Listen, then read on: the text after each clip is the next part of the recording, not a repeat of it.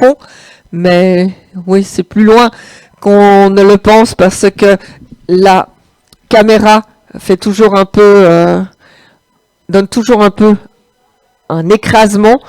Et là, on arrive sur l'arrivée, et à l'arrivée premier de cette course, nous avons, et je ne ressens pas les temps, hop là.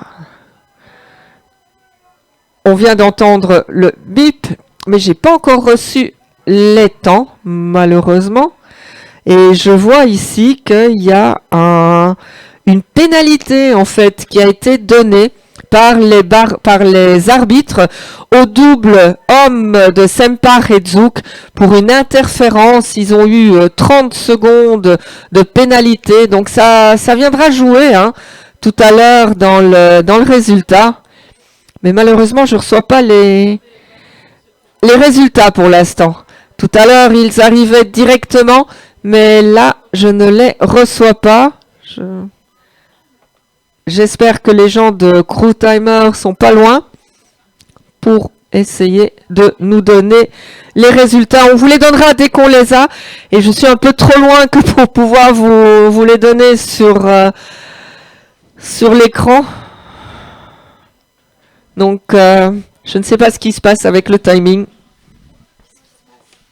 Le timing, on l'a pas. Qu'est-ce qui se passe?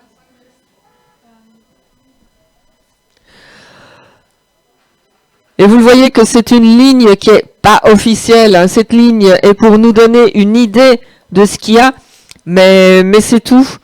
Donc, si les gens de Crew Time pouvaient nous donner le résultat officiel, ça serait drôlement sympa. Parce que, à part l'interférence que j'ai pour le moment, je n'ai rien d'autre sur l'écran. Et je suis très curieuse de voir ces résultats parce que les bateaux étaient très près dans différentes catégories. Et aussi pour voir qui de Mathias Holdo ou de Jonas Binaire sera le champion de Suisse 2024. Et vous le voyez comme moi à l'écran, on n'a pas de temps malheureusement pour l'instant.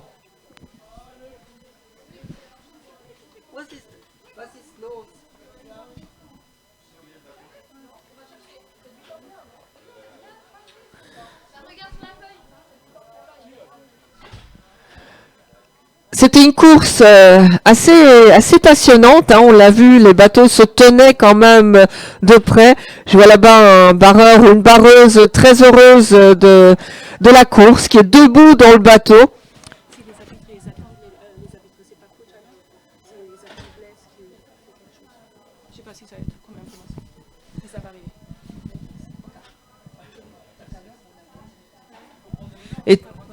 Oui, et là on attend qu'on reçoive le hockey des arbitres pour vous donner les résultats.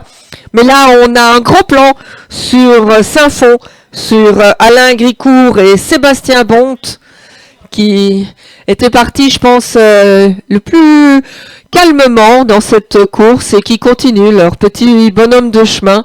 Ils se sont pas énervés, ils voulaient faire cette belle régate de Léman-sur-Mer, profiter du paysage, profiter du Léman, donc ce beau lac qui a une profondeur en fait moyenne de 159 mètres. Donc là, on peut pas dire qu'on est gêné pour l'aviron comme sur certains plans d'eau où la profondeur n'est pas suffisante et que parfois on a des lignes d'eau qui sont un peu différentes les unes des autres. Et la profondeur maximale du Léman est de 309 mètres.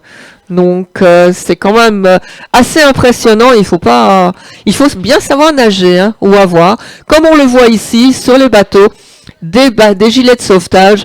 Vous le savez, en aviron de mer, c'est vraiment très important de toujours avoir des gilets de sauvetage avec soi.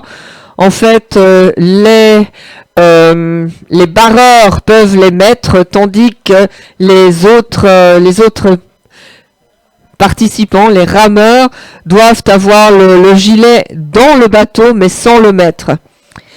Alors, les temps commencent à rentrer petit à petit. Donc, je peux vous dire que en double Il semblerait ici que c'est l'aviron grenoblois qui... Ça me semble très bizarre. Hein.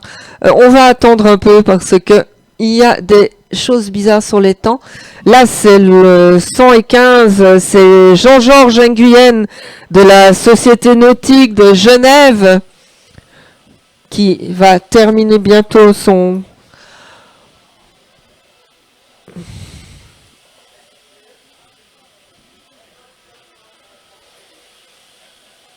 parcours. Il regarde encore un peu où il est pour voir.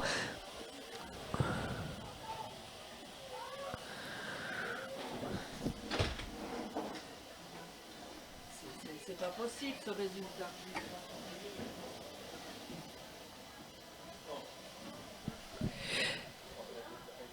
Alors, il semblerait que dans le mixte, le 4 de couple mixte, c'est une victoire de l'équipe qui est composée de Lausanne Sport, section aviron, de Western University Boat Club et le Club Nautique de Lorient.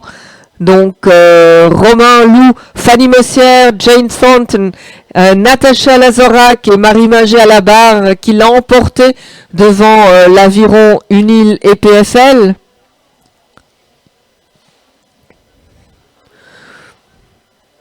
Pas de vrai résultat encore pour le double homme. Pas encore de résultats finaux non plus pour le 4 de couple. Donc, j'ose pas vous donner les résultats. Je pense que le dernier rameur vient de passer la ligne d'arrivée. Ah non, il y en a encore qui doivent arriver là. On le voit sous un autre angle.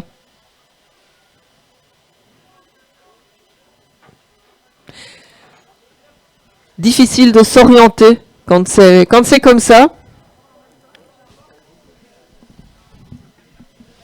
Mais les résultats, c'est quoi? J'attends toujours les résultats, mais peut-être que on va encore suivre ici ce bateau avec qui doivent encore terminer leur course.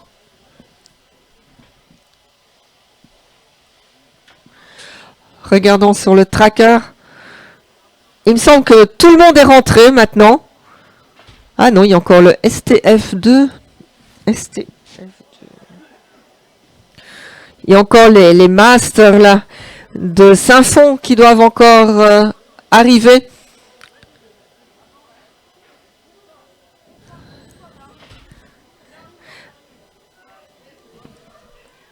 Ainsi que le Solo Master. Et ce sont les deux derniers bateaux qui doivent encore passer la ligne d'arrivée. Et toujours pas de suite de résultats.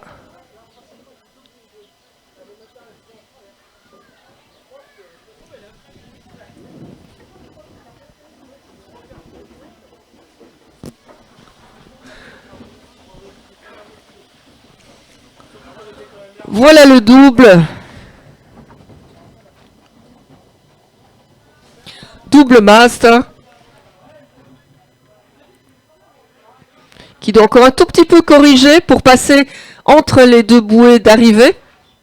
Suivi par les photographes.